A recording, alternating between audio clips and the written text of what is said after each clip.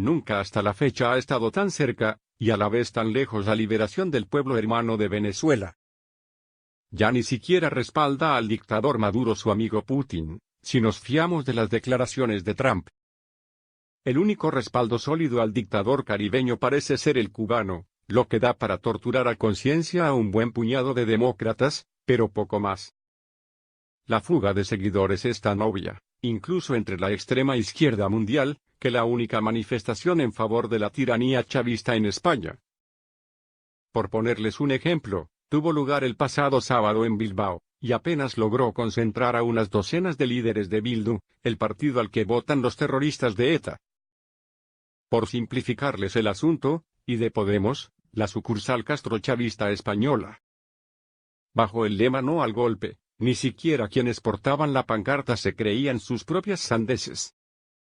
En definitiva, hasta los perrofalutas reniegan del gordinflón de Miraflores, quien, por cierto, cada día se asemeja más al carnicero norcoreano Kim Jong-un, en su rictus y hasta en la vestimenta. Escribí a finales del pasado febrero en la columna titulada Tic-Tac que ya había ruido de sables en los cuarteles de Venezuela, más entre los cuadros medios de la Fuerza Armada. Sin embargo, los cálculos del presidente Guaidó no han sido del todo certeros a la hora de calibrar el respaldo que aún le quedaba a Maduro en la cúpula militar. Sin el apoyo de un puñado de generales de los que de verdad importan, no de los que han sido ascendidos en los últimos años, es imposible el vuelco político en el país caribeño. Da igual que millones de personas tomen el país cada día hasta el fin de los tiempos porque hace tiempo que el régimen perdió las calles y, por tanto, desoye el clamor popular como quien ignora a un tarado con un colador en la cabeza por sombrero. Guaidó es consciente de que a la tiranía le importa un bledo su pueblo. Lo único que les mantiene unidos es la tupida red del latrocinio en que se han convertido las estructuras de poder.